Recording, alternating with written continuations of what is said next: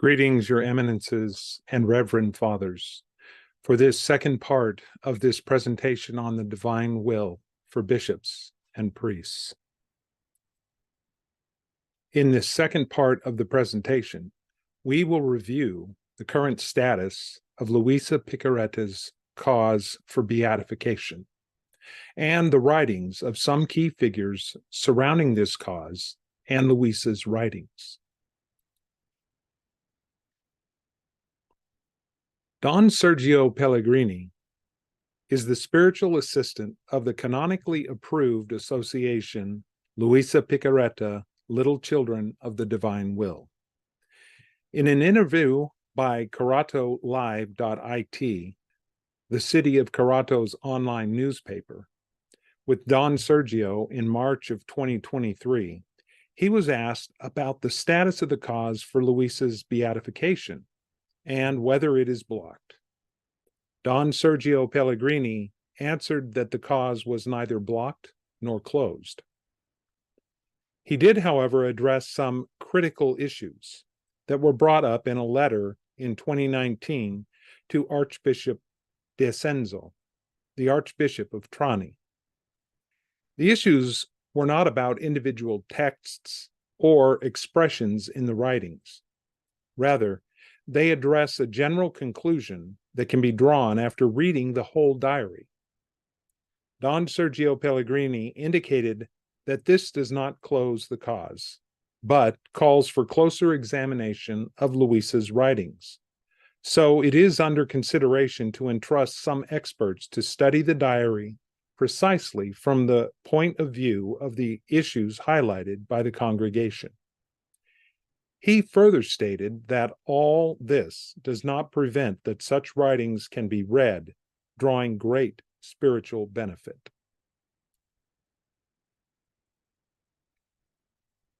In the same interview with CaratoLive.it, as discussed on the previous slide in March of 2023, Enza Arbore, who is the president of the association Luisa Piccarreta, Little Children of the Divine Will, was asked about how the flow of pilgrims to Luisa's home was going. Enza Arbore pointed out that about 150 came to Carato in late September of 2022 from all over Italy.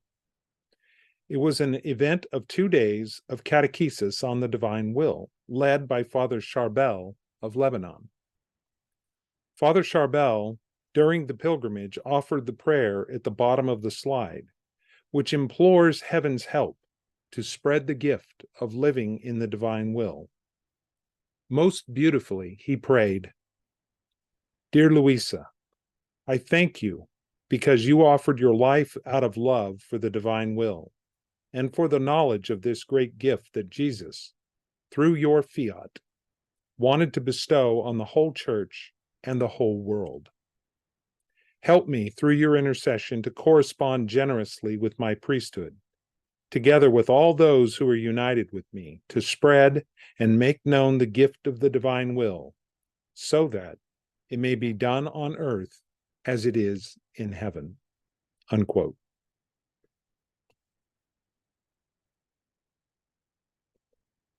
Now we turn our attention to Mother Gabrielle Marie, who is the Mother Superior and foundress of the Benedictine Daughters of Divine Will. She began under the guidance of her late abbess, Mother Angelica, foundress of the Shrine of the Most Blessed Sacrament and EWTN. Although Mother Gabrielle had beginnings of religious life in a community connected to and exposed to so many saintly religious individuals, it was from a request of a postulant under her care to read the writings of the servant of God, Luisa Piccarreta, about the divine will that would prove to be the most significant event in Mother Gabrielle's life. On a retreat in 2009, Mother Gabrielle Marie received a clear call to found a new monastic community in Italy, dedicated to Eucharistic adoration and Luisa Piccarreta's writings on how to live in God's most holy divine will. Father Elijah, a Benedictine monk, set about to found the Benedictine monks of Divine Will at about the same time. This Benedictine order was to be composed of brothers, sisters, and laity, striving to unite the Benedictine spirit of prayer, work, and hospitality to the life of the Holy Family, turning their respective monasteries and homes into little Nazareths.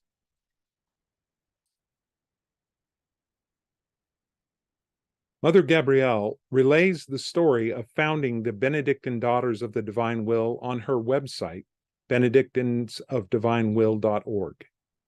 As Mother relates, quote, "The call to found this order became a reality in 2011 when His Excellency, Monsignor Luigi Negri, accepted the Benedictine Daughters of Divine Will as a public association for the faithful of the Diocese of San Marino Montefeltro. In 2016, the family was completed when our bishop gave his permission and blessing to found the Third Order, or the lay branch, of the Benedictine Oblates of Divine Will," unquote. The story behind the email concerns questions that came up regarding the blessing of the Church to read the 36 volumes of Luisa Piccarreta.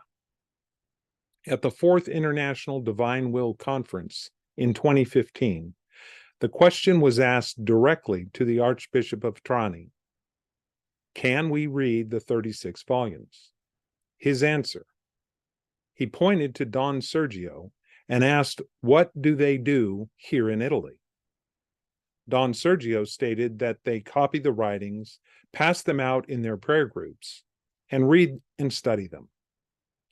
Archbishop Picchieri looked at his audience and stated, "See?" which is a very Italian way of answering a question. When Americans heard this, they wanted to have a more direct, to-the-point answer. So Mother Gabrielle paid a visit to Archbishop Picchieri and asked for a definitive answer. The Archbishop said yes, and that he didn't know where the rumors started about not being able to read all the volumes. Later, in 2020, a woman wrote to Mother Gabrielle to again ask for a definitive answer. Her email reply is that which is on the slide. Specifically, Mother Gabrielle pointed out that in 1997, the two theologians appointed by the diocese to evaluate the writings affirmed that there was nothing in the writings contrary to Catholic faith or morals. In 2010, both Theologica censors appointed by the Vatican reached the same position. Finally, in 2012, the Archbishop of Trani wrote a formal notice containing a rebuke of those who claim Luisa Piccarreta's writings contain doctrinal errors. Specifically, this letter stated the following, quote, "In the prayerful anticipation of the outcome of this examination, I wish to address all those who claim that these writings contain doctrinal errors. This, to date, has never been endorsed by any pronouncement by the Holy See, nor personally by myself. I would like to note that in this way, in addition to anticipate the legitimate judgment of the Church, these persons cause scandal to the faithful, who are spiritually nourished by said writings, originating also suspicion of those of us who are zealous in the pursuit of the cause," unquote.